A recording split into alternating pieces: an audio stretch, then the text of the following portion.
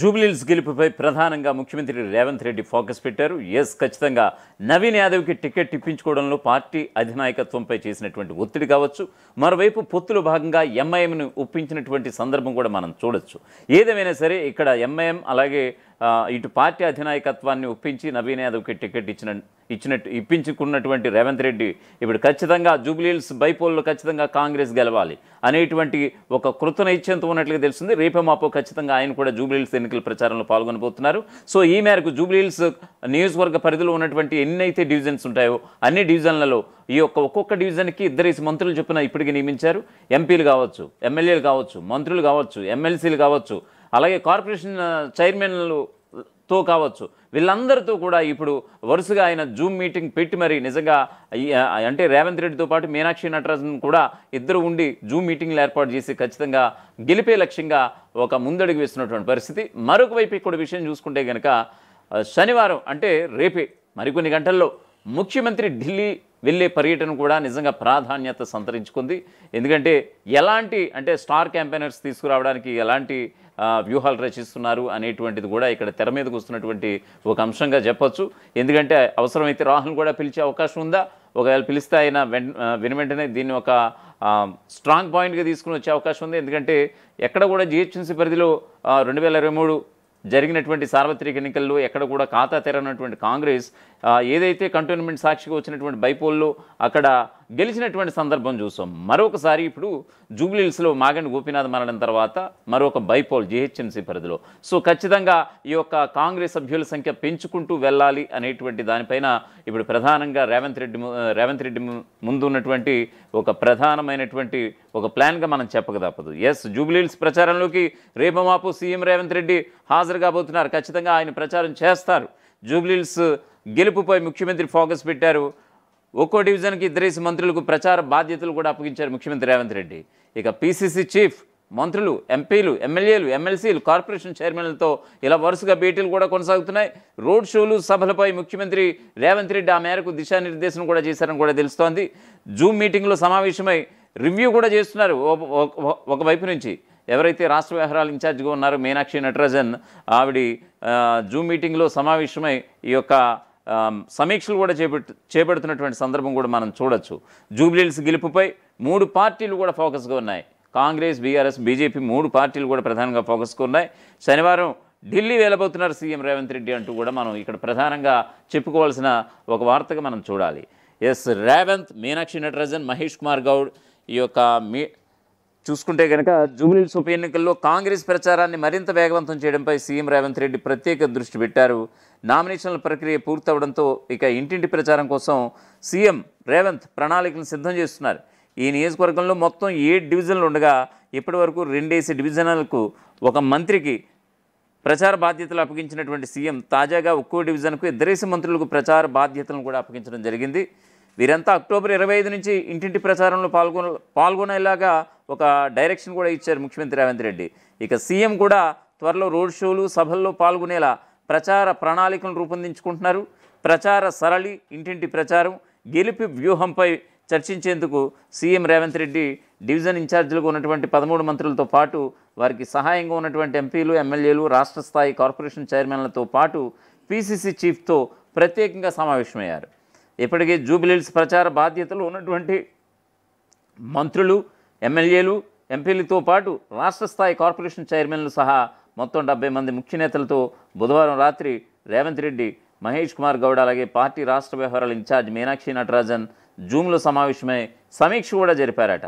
ఇక BRS chief KCR ఈ ఎన్నికపై ఆ పార్టీ ముఖ్య నేతలతో సమావేశం కావడంతో కాంగ్రెస్ కూడా వారి ప్రతి వ్యూహాలను అమలు చేయడంపై దృష్టి సారించినట్లుగా తెలుస్తోంది. జూబ్లీహిల్స్ ఉప ఎన్నిక వేళ కీలక పరిణామాలు కూడా ఒకవైపు చోటు చేసుకుంటున్నాయి. 3 ప్రధాన పార్టీల నేతలు ఇక్కడే మోహరించున్నారు.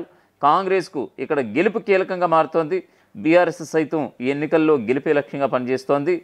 గెలుపు పైన 3 పార్టీల నేతలు పైకి ధీమా వ్యక్తం చేస్తున్నా కూడా సర్వే నివేదికలు మాత్రం గుబులు పుట్టిస్తున్నాయి. దీంతో సీఎం రేవంత్ స్వయంగా ఈ ఎన్నిక ప్రచారంలోకి దిగాలని డిసైడ్ అయిపోయారని తెలుస్తోంది. మంత్రులు కూడా బాధ్యతలు కూడా కేటాయించినటువంటి సందర్భం కూడా తెలుస్తోంది. కాగా జూబ్లీహిల్స్లో మారుతున్న లెక్కల ఫలితంపై ఉత్కంఠ సైతం పెంచుతున్నాయి. జూబ్లీహిల్స్లో గెలుపు ఇప్పుడు సీఎం రేవంత్కు ప్రతిష్టాత్మకంగా మారింది. అభ్యర్థి విషయంలో రేవంత్ ఏరుకోరి ఎంపిక చేయడంతో పాటుగా ఇటు పార్టీ నాయకత్వాన్ని అలాగే ఎంఐఎంను ఒప్పించారు. ఇక ఇప్పుడు గెలుపు కోసం కొత్త వ్యూహాలు అమలు చేస్తున్నారు. ఇందుకోసం మంత్రులతో ప్రత్యేకంగా భేటీకి నిర్వహించారు. రేపు అనగా శనివారం సీఎం రేవంత్ ఢిల్లీ వెళ్ళబోతున్నారు. అక్కడ ఏఐసిసి ఆఫీసులో జరిగేటువంటి పార్టీ సమావేశంలో పాల్గొంటారు ముఖ్యమంత్రి రేవంత్ రెడ్డి. వచ్చిన తర్వాత మంత్రులు జూబ్లీహిల్స్ ఎన్నికల్లో పనిచేస్తున్నటువంటి పార్టీ నేతలతో సమావేశం కాబోతారు.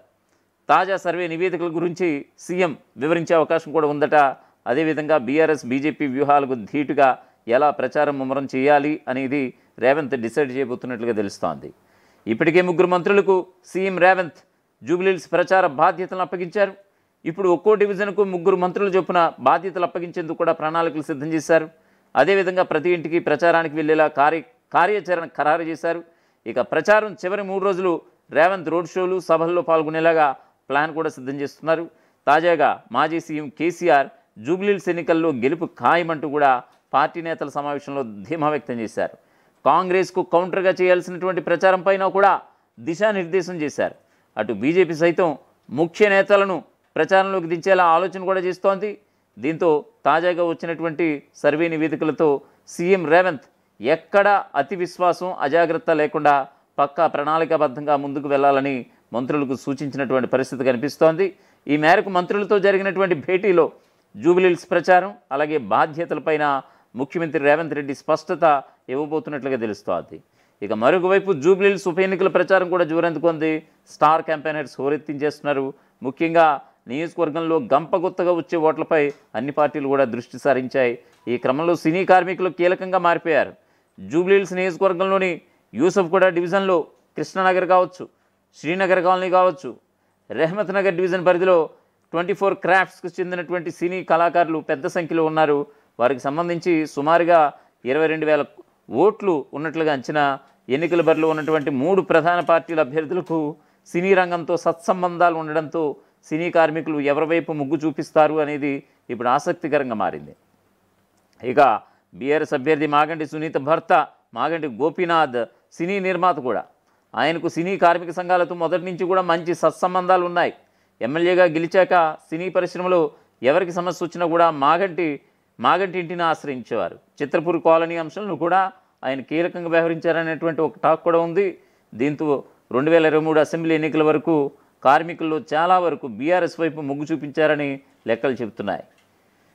ఈసారి కూడా వారి ఓట్లు సాధించుకునేందుకు బీఆర్ఎస్ నేతలు కార్మిక సంఘాలతో చర్చలు కూడా జరుపుతున్నారు. మరొకవైపు కాంగ్రెస్ అభ్యర్థి నవీన్ యాదవ్ కుటుంబానికి సినీ పరిశ్రమతో మంచి సంబంధాలు ఉన్నాయి. కృష్ణానగర్ ఏర్పాటులో నవీన్ తండ్రి చిన్న శ్రీశైలం యాదవ్ కీలకంగా వ్యవహరించారు. కొంతకాలం సినిమా రంగానికి చెందినటువంటి పలు యూనియన్లకు పెద్ద దిక్కుగా వ్యవహరించారు. చిత్రపూర్ కాలనీ ఏర్పాటులోనూ నటుడు ప్రభాకర్ రెడ్డితో కలిసి కృషి చేశారు అనేటువంటి పేరుంది. అంతేకాదు తన కుమారుడికి మద్దతు ఇవ్వాలని సినీ కార్మికులకు చిన్న శ్రీశైలం యాదవ్ ఇప్పటికే విజ్ఞప్తి చేస్తున్నారు. సినీ నటుడు సుమన్ అయితే చిన్న శ్రీశైలం యాదవ్తో కలిసి ఎన్నికల ప్రచారం కూడా చేస్తున్నారు.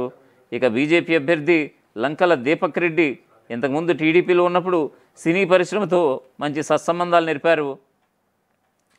కొన్ని సినిమాలకు స్నేహితులతో కలిసి ఫినాన్స్ కూడా చేశారు. కార్మికుల యూనియన్లతోనూ టచ్లో కూడా ఉన్నారు లంకల దీపక్ రెడ్డి. ఇక 3 ప్రధాన అభ్యర్థులకు సినీ కార్మికులతో సంబంధం ఉండడంతో ఎవరికి ఓటేయాలో తేల్చుకోలేకపోతున్నారు ఓటర్లు. ఈ క్రమంలో 24 క్రాఫ్ట్స్కు చెందినటువంటి యూనియన్లు కీలకంగా మారిపోయాయి.